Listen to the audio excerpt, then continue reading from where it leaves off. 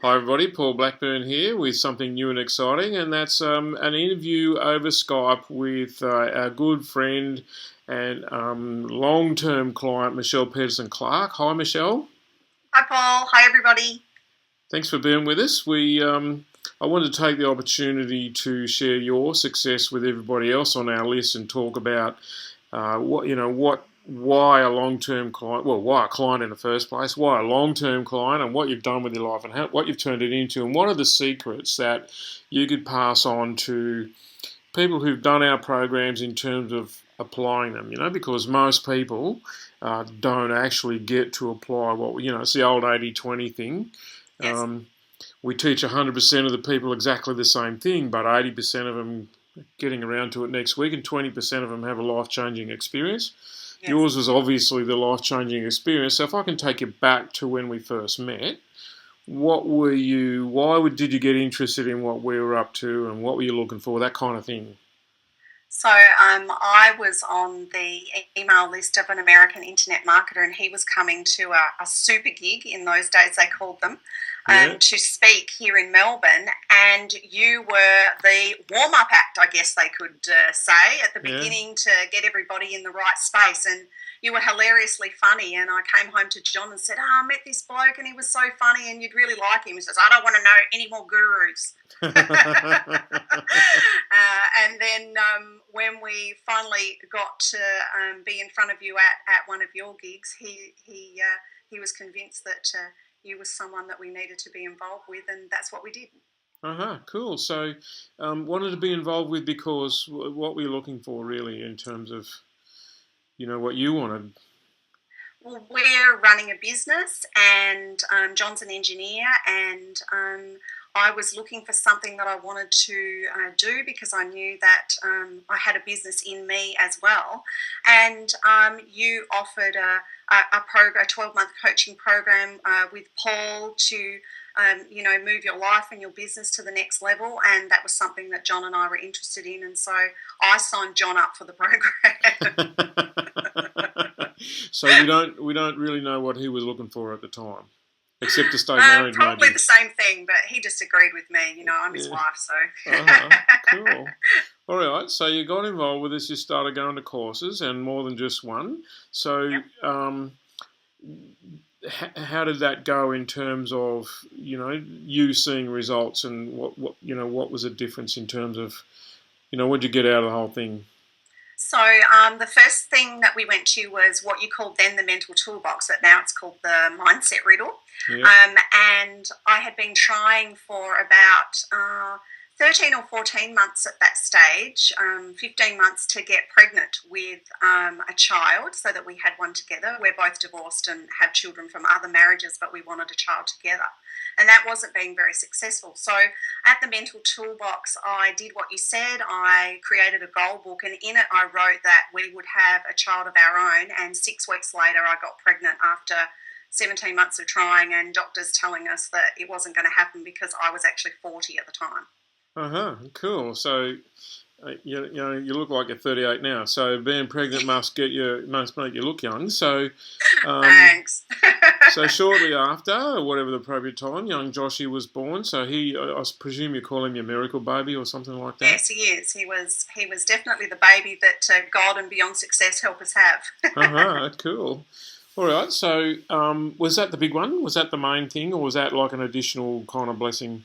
Well, that was a blessing and a bonus, really. I mean, from one of the things that we noticed straight away, certainly from the time we started doing the toolboxes, and then when we started coming to boot camps, was the main thing was the level, the increased level in our relationship. So how much better we were as a couple, as individuals, and then as a team together. So what we found was that at each event or each training we went to, we would move up to another level. And so sometimes, you slip back a little bit because that happens to everybody, but we'd go to the next boot camp and then we'd move up again. Yeah. And so it was really a matter of continuing to do the boot camps and continuing to apply the principles that you talk about. And we built on those foundations over and over to the point where we just we get better and better each time we do something. Cool. So, Um, in terms of specific benefits, relationships great, business is great, life is pretty much great. Like you guys are planning to move to England is that permanently or for a while? So on the 1st of July 2017, we're going to live in Oxford in the UK for a year. I'm going to be studying at Oxford. It's one of my dreams. I turned 50 that year, so that's my present to myself. So I'm going to study at Oxford and do a historical studies degree, which is my passion. And my business, Content Marketing Queen, will be what we run at. It's an online business, so we'll run that while we're away. And John will be able to retire from his engineering business then, and he'll just be a house husband and carry the Queen's bag since I'm the Content Marketing Queen. And Joshua will go to school in England for a year, and then we'll come back, and we don't know yet what we're going to do. We're going to sell our house to go, so that we don't actually have to be tied to come back anywhere. So from that point of view, we're now at the point, because of all of the things that we've learned, that we have to make a decision about something, and we go, is this decision going to get us closer to going to England or further away? And if it's further away, we don't do it, and if it's closer, we do it. But overall, it's just an increase of being happier and having more money and being able to do the various things that we want to do by applying the principles that you teach people, and by walking the talk.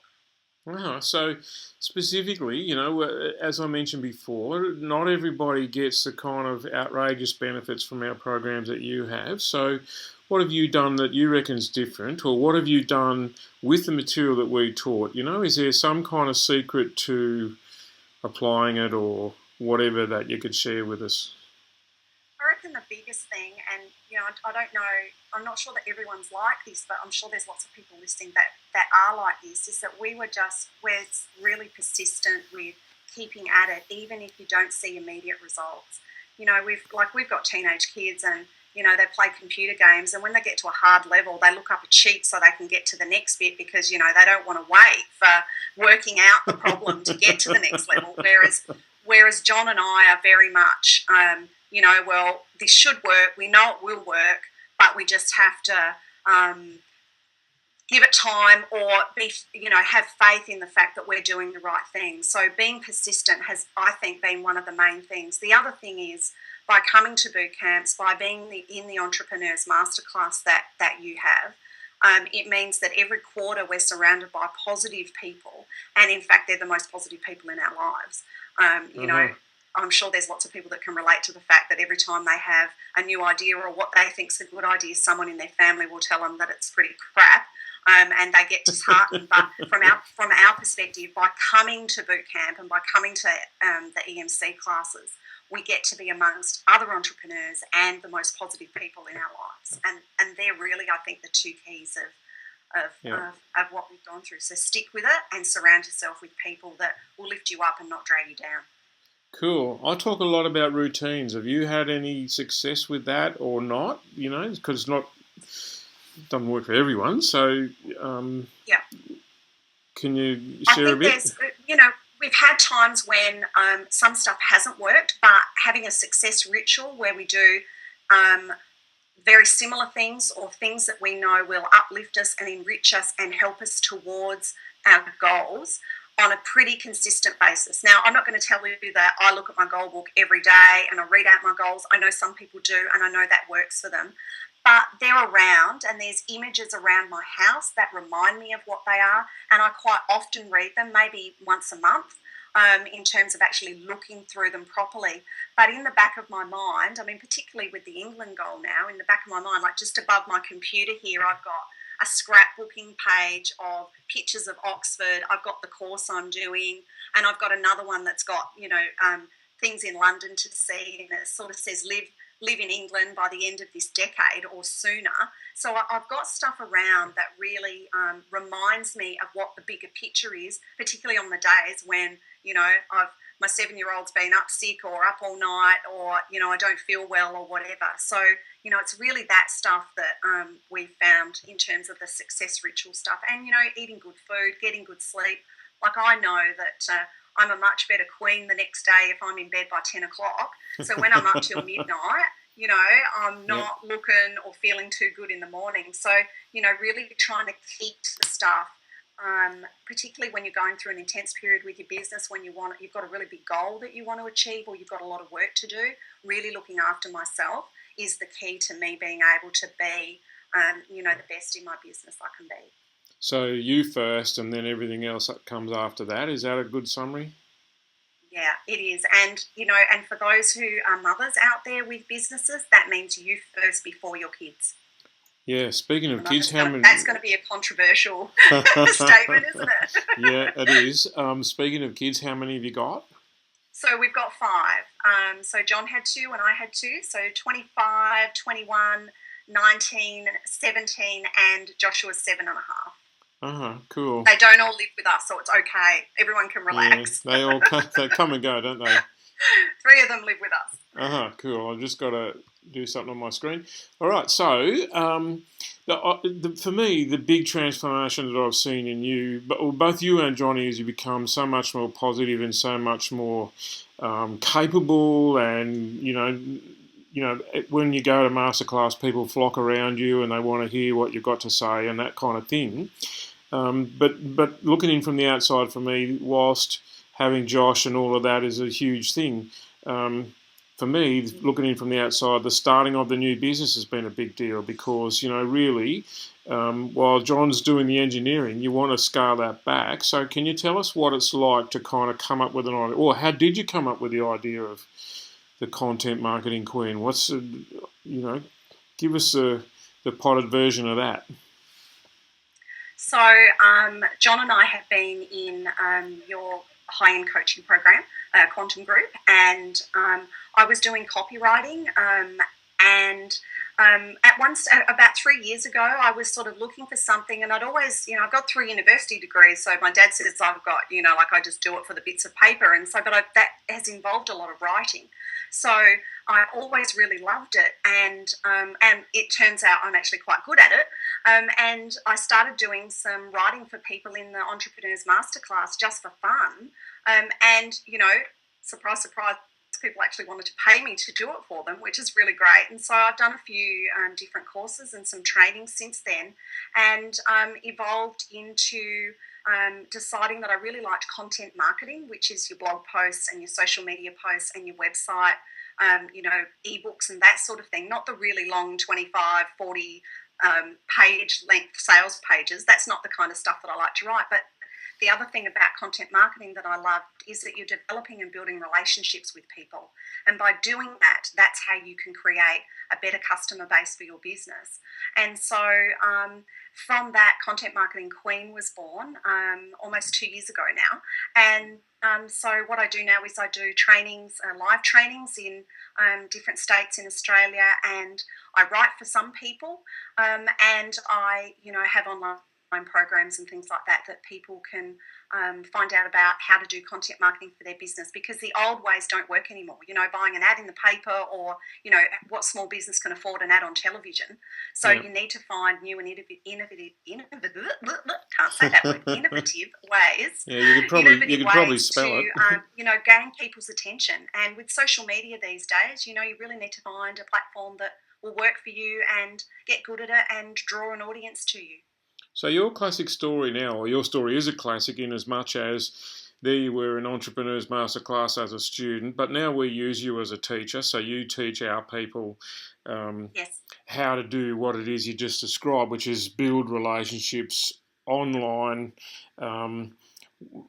not just flog stuff, but actually provide value.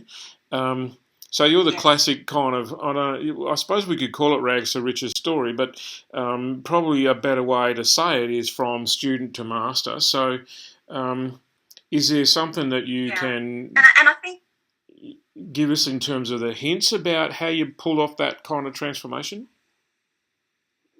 Well, I think that one of the big things is that I'm teachable. So, if you go into something or you're involved in a group or something, like if you go in it with the attitude, well, I'm not going to find out anything from these people because I'm better than them, like you're unlikely to get very much out of it. But I think that the thing with me has been that I've always been teachable. So when you've said, hey, do you want to have a go at talking to the group, and it started out in, little 5 or 10 minute segments as opposed to, the hour or two that I do now. But I said, okay, even though I was shit scared to do that. Yeah. But I said, okay, I'll do it. Now tell me what I have to do, or what should I learn, or how should I prepare for it? So, being teachable in environments like that gets you a long way, and, listening more than you speak, even though this is an interview where all we're doing is talking, but, really listening and listening to what people want. And that's how people should deal with their customers. Like, you go to someone's website, a company's website, and all they do is talk about themselves. Well, what do they know about their customer? So what I teach people is to learn to listen to their customers as well. And that way you provide better content that they need. And it's really, I call it pull marketing. So you pull your customers towards you and attract them rather than push your stuff out to them, which is what the real salesy stuff is. Yeah, awesome. That's one of the things I recall about you, and both you and Johnny are a bit like this, in as much as I can distinctly recall you saying things like, okay, Paul, just tell me what to do and I'll do it. And whilst many people say that, not a lot actually go off and do it, and you're famous for that, and you're a legend in my eyes for that kind of thing. So I said you should start running courses for people where you could teach them how to do what you do. So have you got something that people who are listening to this chat can access? So in November this year, I'm running a one-day workshop called Content Creation Masterclass. I've just got back from going to Content Marketing World in Cleveland, Ohio. There was 3,500 content marketers there, Paul. Like, it was just incredible. John Cleese was the keynote speaker. He was so fabulous. But, I learned so much from that. So I'm bringing back the new and the latest stuff that's working, like what's working right now, not what was working 6 months ago or 2 years ago, but what's actually working right now for people in small businesses to, increase their sales and increase traffic and that. So I'm doing Sydney on the 6th of November and Brisbane on the 14th of November and Brisbane on the 13th of November and Melbourne on the 14th. And it's a one-day training, and people can come along and find out about content marketing, get some really good tools and tips. I'm going to teach people about what I do to write more content in a day than most people do in a week. And so, give you some really good tips like that, and you'll be able to walk away with content done already, a couple of pieces for your business to walk off with. Yeah, and is that like $1,000 to come along for the day? So it's $197. It should be $997. What did you say it is? $197. It's $197. Yeah, okay, that's a steal. So anybody who can't get that kind of value out of it isn't trying, or they're not listening, or they haven't said, Michelle, tell me what to do and I'll do it. Yes, and morning and afternoon tea is provided for that even. So how fantastic is that? Holy moly. I was at a gig on the weekend, and I was talking to someone while we were getting coffee, and there was a big long line, and the guy said to me, he's one of the people who was attending the gig, he said, these people are bloody millionaires, they can't buy me a coffee, I've got to line up with this thing. So there you go. You may I know how to look after my customers. Yeah. Well. Take care of people. Yeah. What's a muffin between friends? Yeah, that's right. Cool. All right. So you've got Brisbane, Sydney, Melbourne, all coming up fairly soon. So is there a limit to number of people, or it's probably going to be about 50 people in each room. So, but I know that people do move venues or get bigger rooms and stuff. But I like to keep it not too large, because I really like to work with people and to spend time with them in the breaks and stuff like that. So I try not to make it too big. Sweet.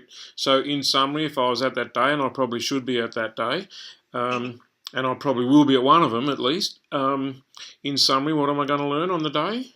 So you're going to learn about content and your brand, how your business can increase your exposure and traffic to your website, why, if you're not putting visual content out, like on your Facebook page and stuff like that, if you're not using photos, then you're leaving money on the table and you're losing business, and getting really good results with being able to do less. And I'll show you the systems that I use so that you can, post Facebook and Twitter posts while you're sleeping.